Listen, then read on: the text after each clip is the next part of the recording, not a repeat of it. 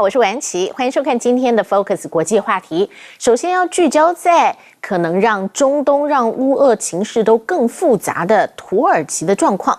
星期三，土耳其的国营航太公司遭到恐怖攻击，而被认为该负责的库德族武装组织昨天接连被空袭。记者杨晴有最新的画面。突如其来爆炸巨响，民众紧急躲避，但眼前炼油设施早就起火，不断窜出浓烟。بالليل الساعة تقريبا الساعة 2:30 يعني صار علينا هجوم يعني 6 ضربات وراح من عندنا 7 شهداء يعني من العمال من حرس المصفاية。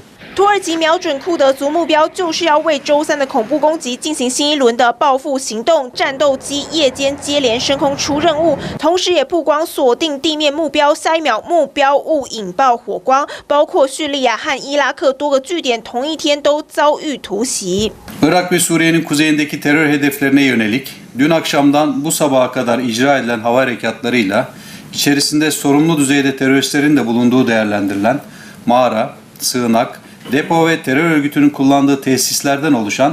土耳其军方扬言空袭还没结束，而恐怖分子朝国营航太总部动手，还趁总统埃尔段在俄罗斯出访时，引发土耳其各界不满。而安卡拉周四大批官员和数百人一同为恐攻中身亡的民众举办哀悼祈福活动，气氛哀戚，也期盼政府能替逝者讨回公道。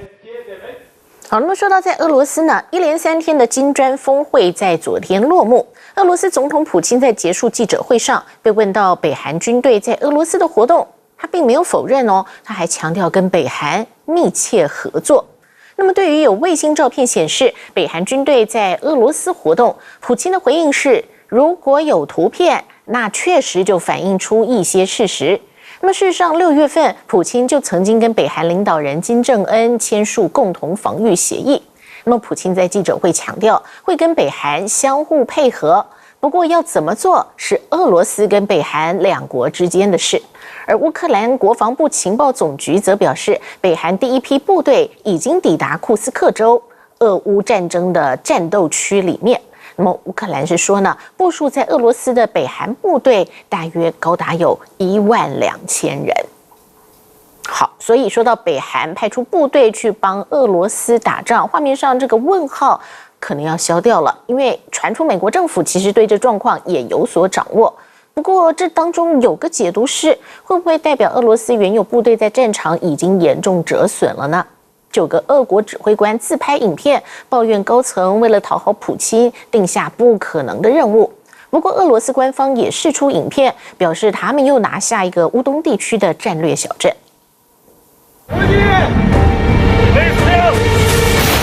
炮兵火力全开，被瞄准的目标地立刻灰飞烟灭。俄军在乌东顿内茨克地区朝乌军不止发射D-30榴弹炮，还有阿卡提亚自走炮。俄军3面围攻顿内茨克州的小镇塞里多夫，经过激烈的地面战后，在塞里多夫的建筑顶部插上俄罗斯国旗，这是为在乌东前线顿内茨克州的战略小镇。拿下塞里多夫之后，有利俄军往更重要的大城波克罗夫斯克推进。乌军顽强火拼到底，国民警卫队员开着装甲车，冒着俄军攻击火力，奋勇突破塞里多夫的居民区。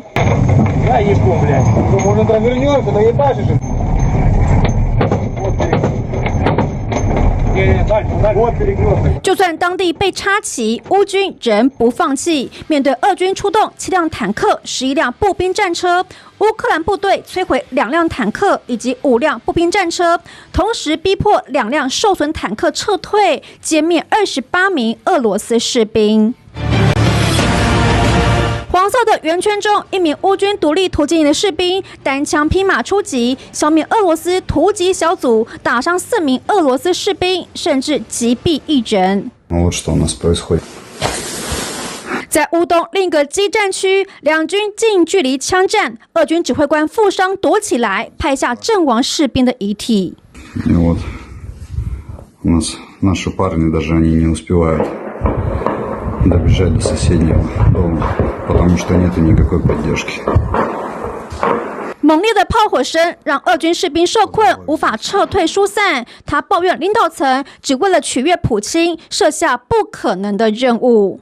Но сейчас на данный момент эта задача мы не можем выполнять, потому что мне практически неким задачу выполнять. 俄罗斯突击队的指挥官自拍坦诚，前线人力根本不足，难怪普京向小弟北韩搬救兵。There is evidence that there are DPRK troops, in Russia.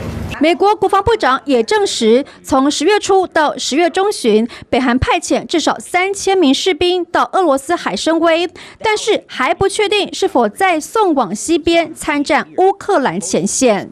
If Russia is indeed forced to turn to North Korea for manpower, this would be a sign of weakness, not strength, on the part of the Kremlin. 美国白宫认为，俄罗斯跟北韩军事合作将危及欧洲与印太安全，而且违反联合国安理会多项决议，预告将有重大制裁，并加大军援乌克兰。同时，南韩总统尹锡悦紧急热线北约秘书长。He said, I will absolutely do that, to send experts from the Republic of Korea to brief the North Atlantic Council. That will now happen early next week. 北韩派兵支援，显见俄罗斯遭受巨大的伤亡，但是普京还不肯罢休，令北约各国更加忧心。装甲车快速移动，发射空弹演习。这是瑞典军队，今年才成为北约第32个会员国，将派600名士兵加入北约军队，部署在拉脱维亚。因为拉脱维亚跟俄罗斯接壤，二战时曾遭苏联并吞，现在很有危机感，要齐心抗俄。Jag tycker det känns som en stor ära att ha fått frågan om jag vill delta eller inte på den absolut första missionen här. Många av oss har precis kommit från värnplikten och har tagit ett steg in i arbetslivet och nu ska vi åka ner till Lettland på mission och vara del av någonting som är väldigt stort och historiskt. 加入北约也是乌克兰胜利清单中的首要项目。俄罗斯呛虾，基辅入北约不能也不会成为俄罗斯谈判议题，更是针对俄罗斯的恐怖活动。虽然北约内部还在讨论，但随着北韩高调兵援俄罗斯，北约挺乌力道只会增加，不会减少。TVB 新闻综合报道。好，至于美国总统大选呢，在焦灼选情当中还有暴力阴影。除了川普几次面对枪击威胁，原来贺锦丽在亚利桑那州的竞选办公室1个月来3度被袭击，而如今嫌犯终于落网。记者杨晴有最新讯息。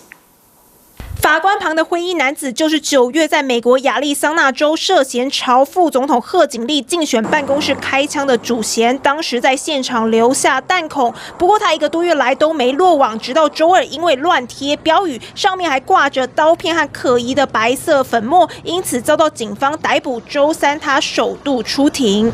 This person was preparing to commit an act of mass casualty. 这名60岁的男子凯利经由民众指认，警方才确定身份。不过，警方在他家中搜出200多支枪支，还有25万发子弹，疑似准备大开杀戒。I am not surprised. We had just some feelings that there was like guns there. 附近的居民也说凯利很奇怪，所以家中藏有大量武器，他也没有感觉很意外。嫌犯除了拥枪外，还拥有瞄准镜、防弹背心以及消音器等等。警方还发现他的脸书上 po 有反民主意识形态的贴文，认为凯利攻击意图明确，威胁政治人物，将他以实施恐怖主义、非法开枪等刑事罪起诉。不过说到候选人本人呢，川普被前幕僚爆料，居然以希特勒当榜样。那么贺锦丽在 CNN 接受选民提问当中，就针对这一点强力炮轰。美国副总统贺锦丽来到关键摇摆州宾州，登上 CNN 市政厅舞台，接受选前大考，亲自回答市民问题。台下市民针对加沙战争、反犹太主义、移民政策，还有纳税等议题，通通不放过，全都提问。贺锦丽也一一回复。他还强调，如果当选，他的政府不是拜登的延续，他将走自己的路。Well, I am certainly not perfect, so let's start there. I really do value having a team of very smart people around me who bring to my decision-making process different perspectives. 同时，贺锦丽也针对前川普白宫幕僚长凯利近期踢爆川普崇尚希特勒的这回事上做出回应，认同川普就是法西斯主义者。Who has told us, Donald Trump said, why aren't my generals like those of Hitler's? Like Hitler, who has referred several times, we've heard the reports for years. 他的副手华兹在造势百忙之中前往投票所提早投票，而民主党超强吸票机前总统克林顿现身亚利桑那州，帮贺锦丽努力催票。川普则是在自己的市政厅再度将枪口对准媒体。If things didn't work out here, you could run for Prime Minister of Israel, and I get 97% of the vote. That's the fake news doing that, and that's a lot of fake news you have back there. That's very impressive. 只是美国司法部向川普最大金主之一马斯克寄出警告，因为他承诺在选举日前要天天抽奖发放100万美元，而且已经有4个人拿到钱，等同买票的行为，恐怕已经违反联邦选举法。TVBS 新闻综合报道。而这回的大选，在美国的台裔选民又会做什么选择呢？TVBS 记者前往也是摇摆州的乔治亚州，采访到几位川普支持者，并且跟着他们前往拜访几位可能比较倾向贺锦丽的选民。所以我打了差不多3500个。距离在共和党全代会见到乔治亚州共和党党代表蒋小妮已经隔了3个月，在亚特兰大和他碰面的这一天，蒋小妮才刚结束妇女挺川普的活动。募款打电话敲门拜票，蒋小妮全力替川普冲选票。1个月之内见了川普儿媳妇 Lara、共和党副总统候选人范斯，当然还有他。President Trump 他看到我的帽子，他就叫我过去，然后他把我那个帽子签了。像蒋小妮这样全力挺川普的华裔，还有他们，只要有空就会出动。选战最后阶段还是要靠传统地面战，在亚特兰大近郊支持川普的华裔人士，早上和傍晚就抽空逐门拜票。这是亚特兰大近郊的科布郡，过去是共和党白人铁票区，但最近几年种族和族裔结构变得多元，移民人口占15.6%。梦，好，那个梦。拜票往哪去？自己开发的手机 App 专门锁定亚太裔中间选民，都是符合可以拜票的对象。Is swing or what? Can we see? Weak Republican. 点进去有姓名、地址和政党倾向的资料，他们是不常投票的独立选民或中间选民。敲了门要能和人说上话可不容易，而像这样的敲门拜票活动，两党也争得凶。And if they will just keep calling them until they eventually vote. That's called ballot chasing. 这种传统拜票方式耗时耗力，大多靠支持者做义工。2020年那个选举，那大家很认真积极在推动，也开始敲门拜票了。提前投票踊跃，代表大多数选民不需要看更多造势、更多访问或政策辩论，他们已经做好决定。要想胜选，关键就在谁的动员投票比较成功。TVB 新闻黄松普、倪家辉，美国亚特兰大报道。至于台海局势呢？昨天台湾虽然没有台风直接侵袭，外围环流加东北季风共伴效应，还是带来不小风雨。澎湖更一度出现11级强阵风。不过昨天晚上，国军还是在澎湖执行镇江操演第一次的夜间实弹射击训练。照明弹照亮澎湖海域夜空，要验证部队实战化成效。第一作战区24日执行镇江操演首次夜间射击。50机枪 M24钩机枪交织形成火网，模拟情境是敌人用无人机夜间空中渗透突袭，海上威胁也不能不顾。雅朗东坡炮和八一坡炮火力全开，因为发现敌军以民兵渔船搭载武装人员实施夜间海上突袭。这时 M60A3 战车和 CM2要甲车同步登场。M60A3 和 CM21各12辆，在滩岸全力歼灭船团，针对要突袭登陆的敌人，机部特遣队逐行滩岸战斗，并借敌情设计响定状况及辅助状况，诱导部队行动。此次操演的目的，在练习官兵熟稔夜间的战场，以及强化夜间作案能力。罕见在夜间操演，也让官兵熟悉夜视装备。日间跟夜间的视线一定有落差，现在都有配附给战车各成员夜视镜，射手则是热像镜给他们使用。夜间因为现在风沙很大，就是那个视线还是有稍微的落差。在本次的操演，我们目标一致，协同一心，发挥牺牲团结负责的精神。那也请国人相信我们准备好了，美丽家园由我们守护。TVBS 新闻林雅楠、林佑成、刘婷婷澎湖报道。不过风雨还在呢，这回共伴效应带来的雨势最多的是在阳明山擎天岗，3天下来累积雨量已经突破1100毫米，而宜兰山区也累积有800毫米以上。民众的雨伞都快要被风吹到变形。宜兰市24号晚间雨势虽然时大时小，但风势依旧强劲。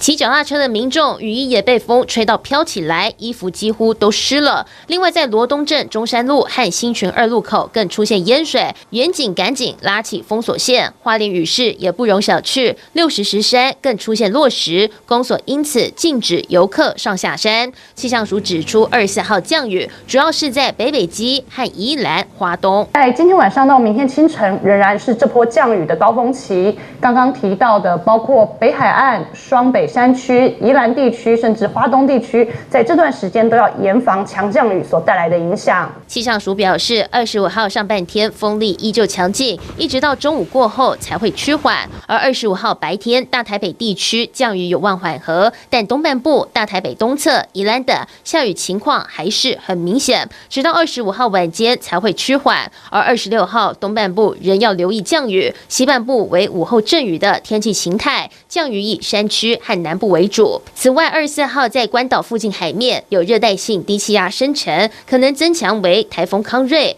未来几天会朝西或西北移动，预计28号、29号抵达菲律宾东方海面，可能北转离开或继续向西移动。至少在本周内，这个热带性低气压或是未来的台风对台湾暂时还不会有影响。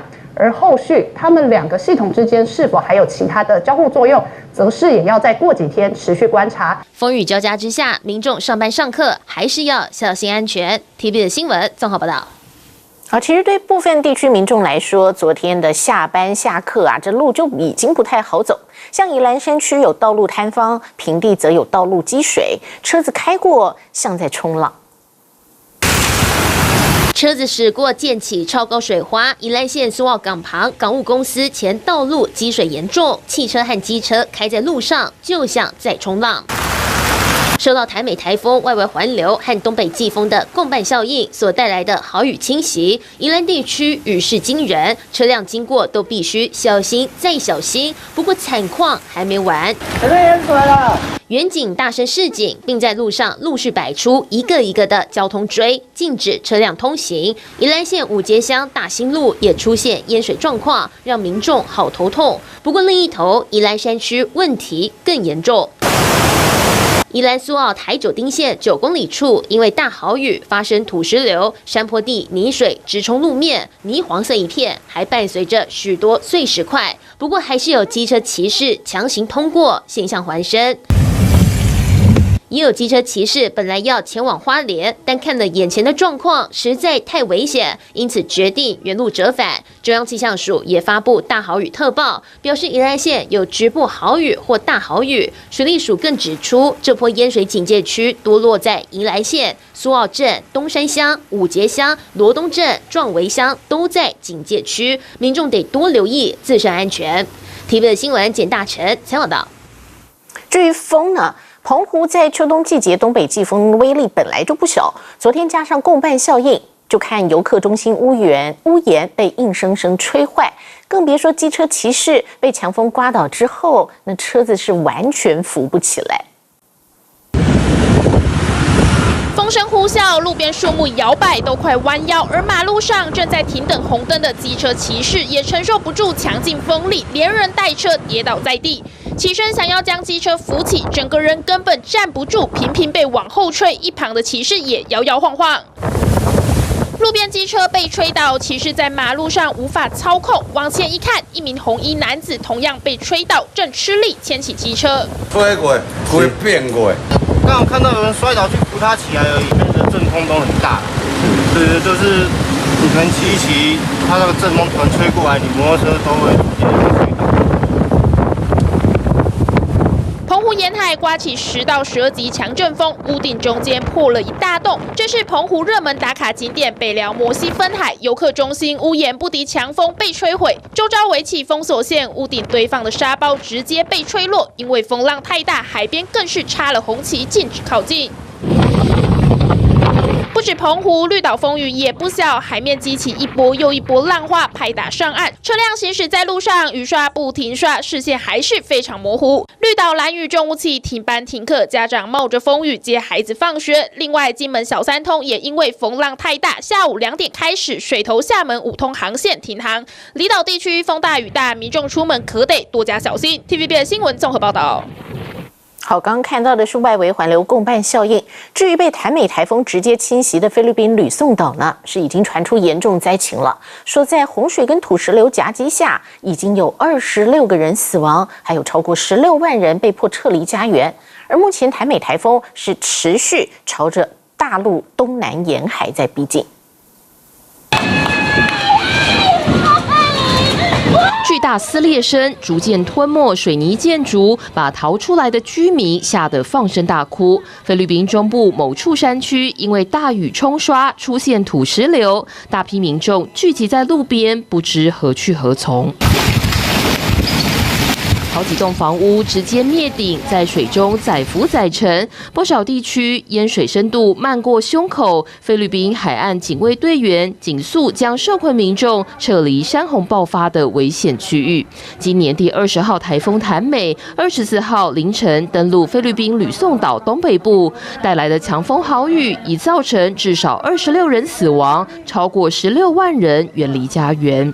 海风来了，我们要做好准备啊，是烧网啦，这样加不以往。接下来，台美台风将朝大陆海南直扑而去。26号到28号，琼州海峡可能停航，渔民忙着收网，纷纷返航避难。今年第20号台风谭美正在逐步向我国靠近。今早中央气象台继续发布台风蓝色预警，预计呢谭美将于今天夜间移入南海东部海面。目前，大陆东南沿海已出现明显风浪。大陆中央气象台提醒，未来3天，海南、浙江等地将有明显风雨天气，致灾风险高，必须小心防范。TVBS 新闻综合报道。好，接下来追踪第一线特派记者陈相如带我们看中国大陆的经济。那么最新公布的中国社会科学院的报告，是不是有点出中国大陆现在经济面临什么样的问题呢？相如。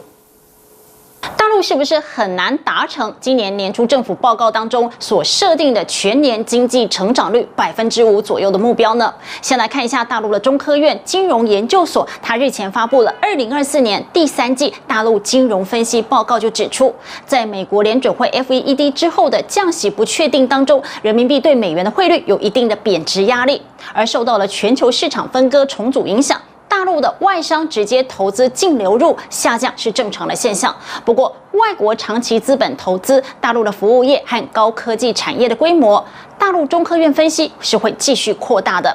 报告还提到，大陆的第3季经济运作整体平稳，但是经济的活力不够。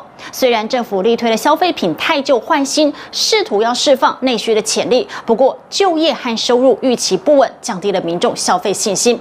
而土地出让收入下滑也制约了政府的支出。狭义的货币供给 M1 负成长显示，大陆的经济仍然是气血不足。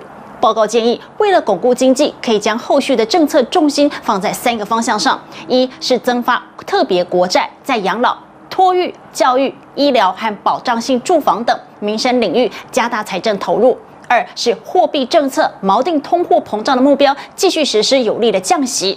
3是为了加快推动中长期的资金入市，适时设立股市的平准基金，提升资本市场的稳定性。好，那么刚刚相如提到，现在中国大陆就业市场还不稳定，就连念到博士找工作也不容易。不过似乎很多高校是扩大招募博士学生，这是什么状况呢？相如？大陆的博士生近年持续扩招，2024年有多所的大专院校博士生招生人数再创新高。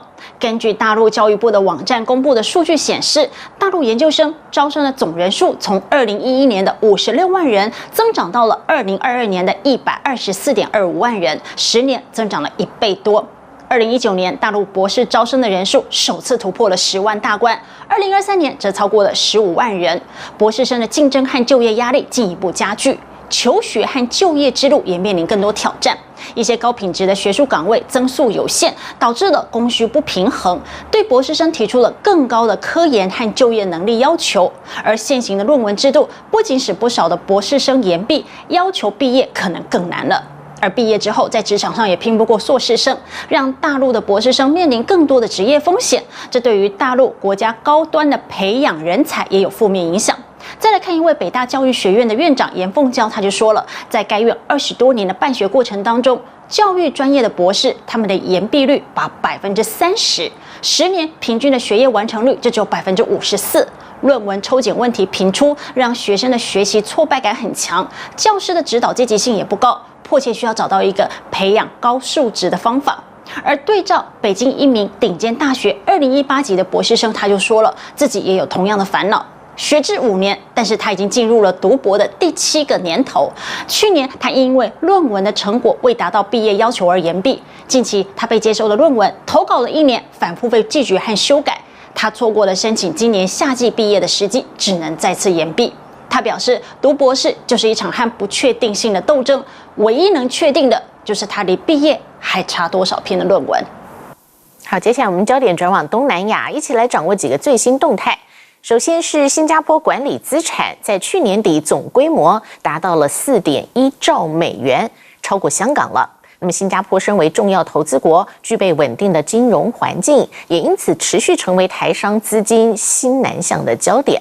另外，在一份世界人工智慧准备度排名当中，美国获得满分100分，排在第1位，遥遥领先排在第2的中国。而泰国是排在世界第43位，在东盟国家则排第3位。那么泰国过去有所谓的落地费，不过泰国观光与体育部要求停止使用这个名称，从现在开始要改称旅游税，预计将在明年第1季度提请内阁会议审议。而今年的最后一季要过1/3喽，房地产市场年底大打价格战，对于需要清理库存的开发商来说，刺激销量还真是充满挑战，必须在经济仍然高风险波动下维持资金流动性。最后看到印尼总统普拉博沃20号就任，他的爱猫芭比也跟着搬进总统府了。芭比在社群媒体拥有超高人气，在大选当中就已经是媒体焦点。以上讯息是由泰国世界日报提供。每次巨星要办演唱会的消息传出，就有不少人哀嚎，票都被黄牛给抢走了。不过昨天台北警方抓到一对黄牛夫妻档。据了解，光是周杰伦即将举行的大巨蛋演唱会啊，他们就赚了200万。而目前这对夫妻档，先生被声押，而太太20万交保，限制住局。握有上百张周杰伦演唱会门票的黄牛夫妻档，在高档饭店被抓，清查后，这样170张票将作废，可能会回到售票网站重新贩售。但夫妻俩被抓第一时间却和警察喊穷，只是看看他的脸书，似乎不像经济有困难。黄牛夫妻档女方脸书相当高调，常常在国外 po 文打卡，全家人入住5星级饭店吃美食，生活看起来相当精彩。不只是这样，当黄牛除了卖高价获利，自己也会进场欣赏。刚复出的男团 Energy 9月高雄巨蛋门票秒杀，不止进场没问题，位置还相当不错。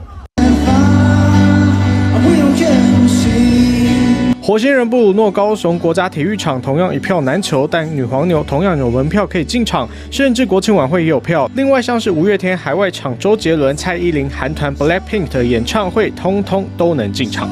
我也已经要求警察局、文化局相关单位，接下来严加查办黄牛票的贩售。我也要再次提醒，借这个机会，任何加价转售的行为，不管有没有完成，都已经触法。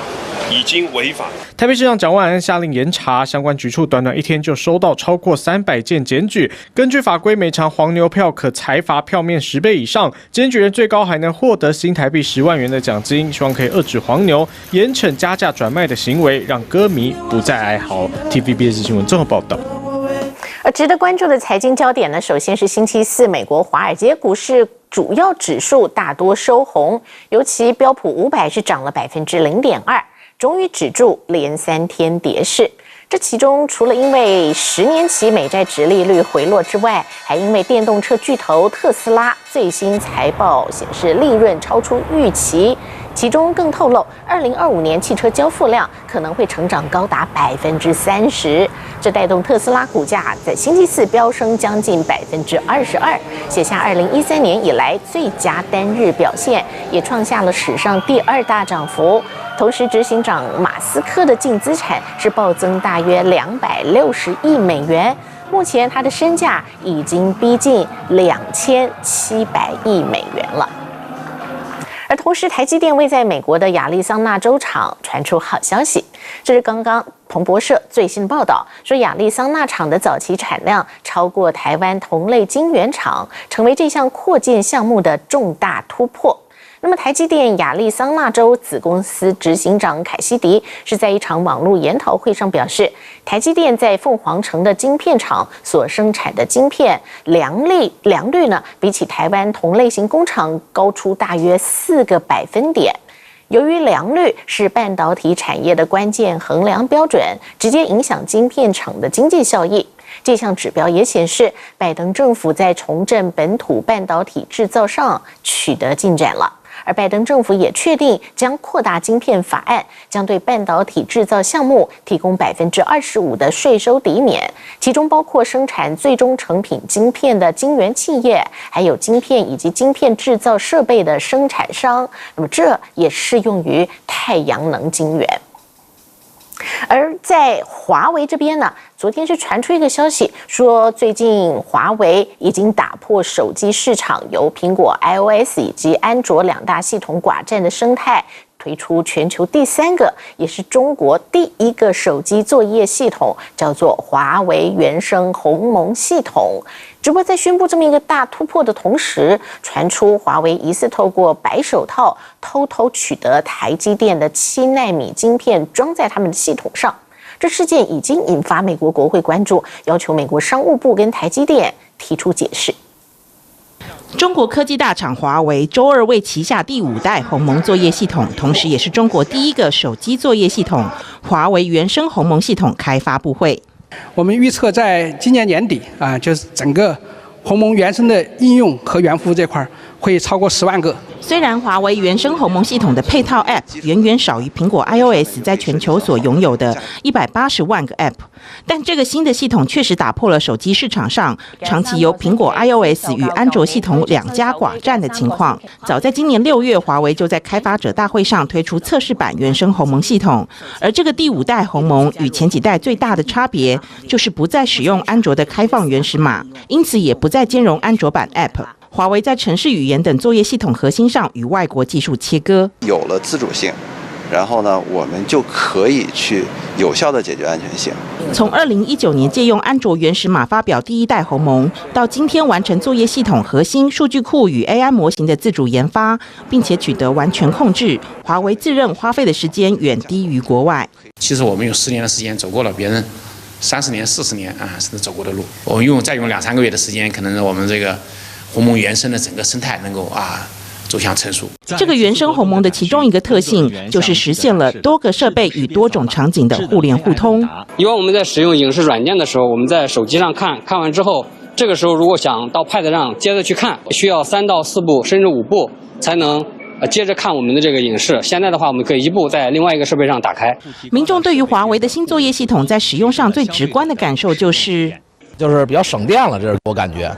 剩下的呢，我觉得这个使微信的时候呢，感觉流畅度比原来可能快了一些，非常的流畅丝滑而且它这个系统跟之间的切换都比较顺畅，没有那种拖泥带感的那种感觉。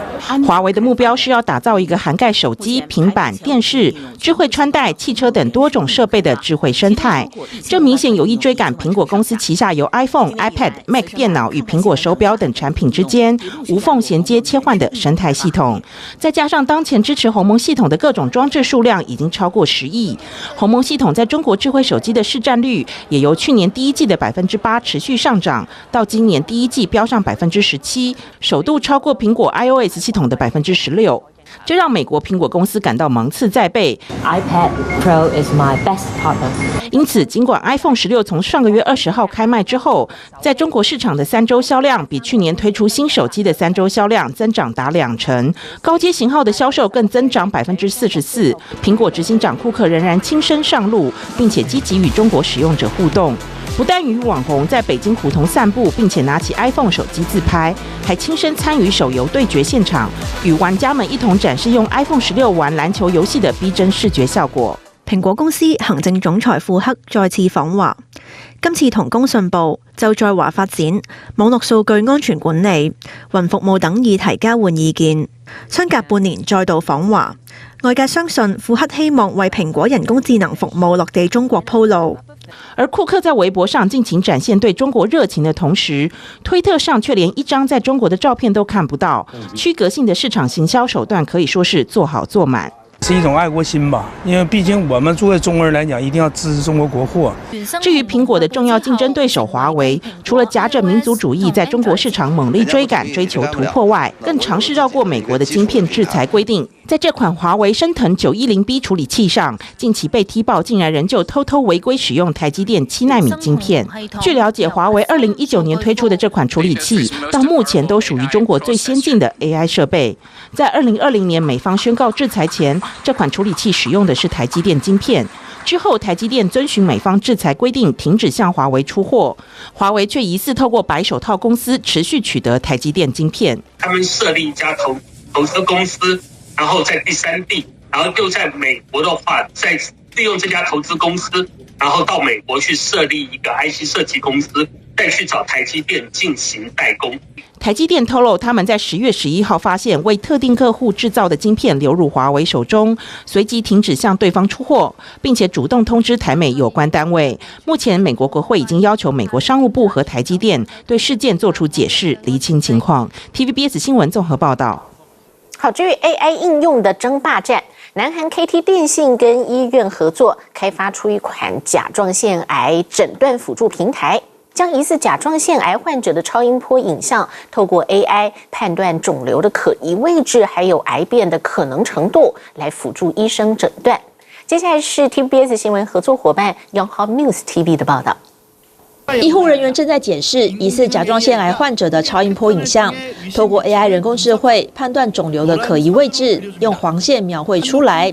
AI 解讀後，將癌症的危險度分成5個階段進行分析。 악성 예측도가 높을수록 암 가능성이 높아. 그럴 경우 조직 검사를 받아봐야 합니다. 这是南韩 KT 電信與恩平聖母醫院合作開發的 AI 甲狀腺癌診斷輔助平台，有機會在明年上半年普及使用。 AI는 사람이 보는 그 이상으로 좀 볼 수가 있기 때문에 분석을 할 수가 있기 때문에 좀 더 진단 정확성에 있어서 의료진을 보조해서 높여줄 수 있는 그런 장점이 있고 시간을 좀 단축할 수 있는 등의 그런 의료진의 업무 효율에 있어서도 향상을 기대를 할 수 있습니다. 随着 AI 技术发展 ，AI 进入人类生活各个角落。南韩电信公司参与开发 AI 服务，加强相关 AI 企业的竞争力。 KT가 또 지원하는 B2B 기업들도 전부 다 그런 것들을 지금까지보다 훨씬 더 글로벌 경쟁력에 있게 저희들이 지원하고 지금까지 우리가 한국이 패스트 팔로우 전략으로 또는 제조 강국으로 이렇게 잘 살아왔듯이 앞으로도 그렇게 가능해진다 이겁니다. AI 也高度应用在智慧电视，推荐使用者时下人气最高的串流节目。 요즘 넷플릭스에서 뭐가 인기 있어? 넷플릭스에서 뚝배기 요리사, 요리 계급 전쟁, 무도 실무관, 베테랑이 인기 있어요. 南韩电信公司 SK 旗下的 IPTV 宽频网络电视服务，使用 SK 电信开发的 AI 个人秘书，让使用者与电视进行自然对话。和先前的语音搜寻功能不同 AI 个人秘书透过内容推荐理由等提高信赖度。 리틀 포레스트 평가가 어때? 리틀 포레스트는 여러 사람들의 호평 속에 평점 3.59점을 달성했어요. KT 电信计划今年底前推出搭载 AI 选择功能的平台，可以透过 AI 选择电视剧中喜欢的演员画面，也可以选择中间出现的歌曲或跳舞场面。LG U Plus 也在 IPTV 服务上使用了 AI 助理，推荐量身定做的内容，以及可自动调整位置的 AI 字幕等功能。LG U Plus 也正运用 AI 技术帮助预防电话诈骗。 LG U Plus는 곧 출시할 AI 에이전트 익시오에 AI를 기반으로 한 실시간 보이스피싱 탐지 기능을 탑재할 예정입니다. AI가 실시간으로 보이스피싱 상황으로 의심되는 맥락을 파악해 사용자에게 알려주는 방식입니다. 透过 AI 模型对电话诈骗还是普通对话进行分类。LG U Plus 的内部测试准确度达到90%以上。SK 电信也正在开发电话诈骗探测模型。KT 电信也计划推出利用 AI 技术的即时电话诈骗探测服务。南韩3大电信公司加入 AI 服务大战，应用范围越来越广。TVBS 新闻综合报道。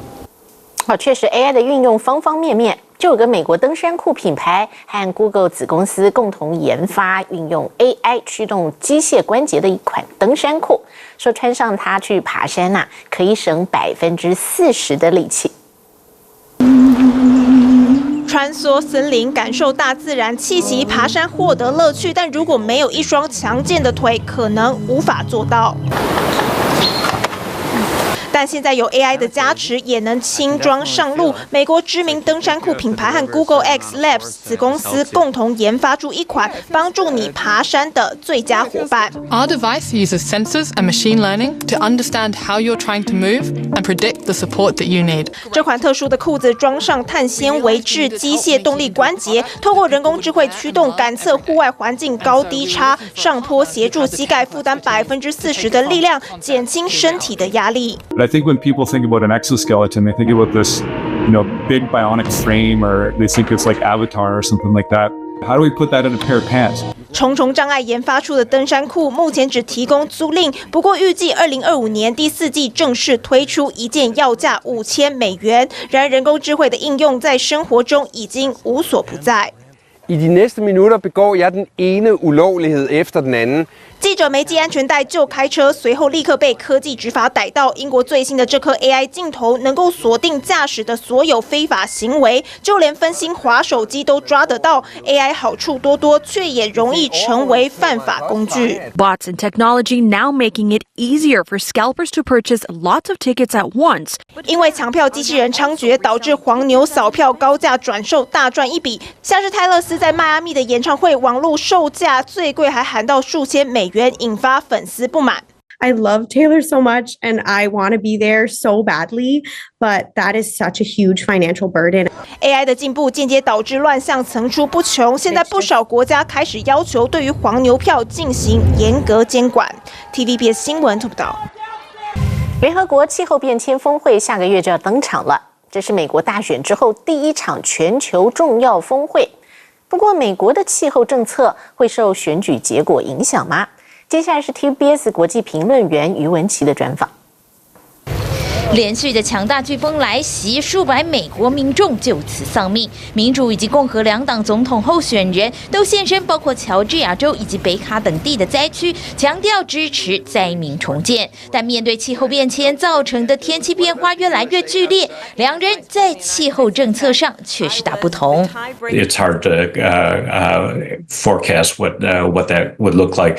But what I will say is when President Trump was in office, he obviously withdrew the United States from the Paris Agreement, but he continued to have the government participate in the UN climate process.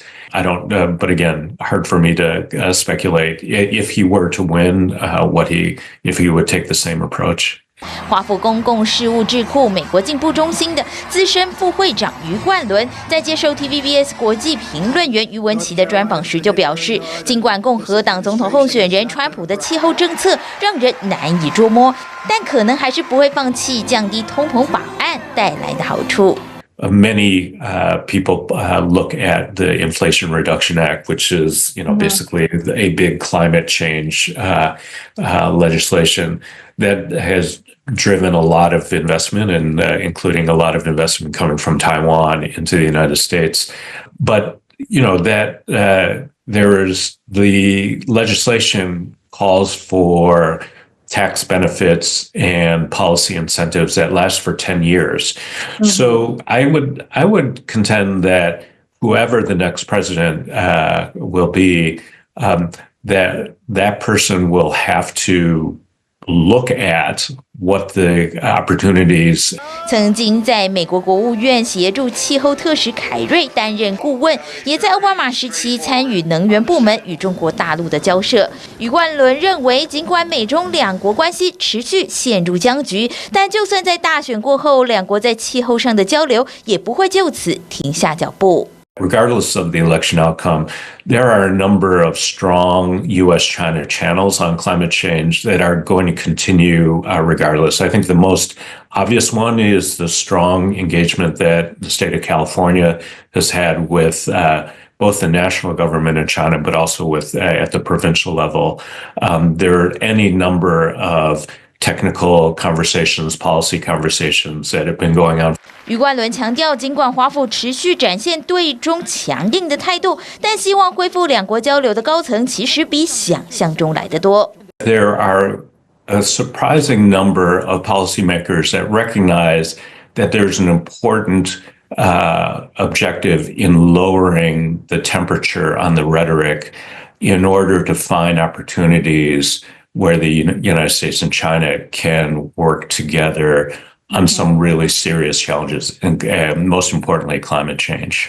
虽然在气候议题上，两国在绿色能源的技术方面很难有进一步的合作，但仍旧有许多很少触碰到的议题有相互合作的机会。That the United States and China are not doing as much work on, in which they ought to try to find opportunities, is how to work together to deal with the climate challenges in third countries, particularly in emerging economies. 尤其即将在下个月举行的联合国气候变迁峰会，最重要的任务就是让将近200个国家同意新年度的融资目标。提供这笔资金协助开发中还有未开发国家来应对气候变迁，但面对即将登场的美国大选，能不能把握机会，在改善气候的同时增加美中两国的交流，也考验新政府的政策走向。TVBS 新闻综合报道。谢谢您收看今天的国际话题，也请持续锁定稍后 Focus 世界新闻。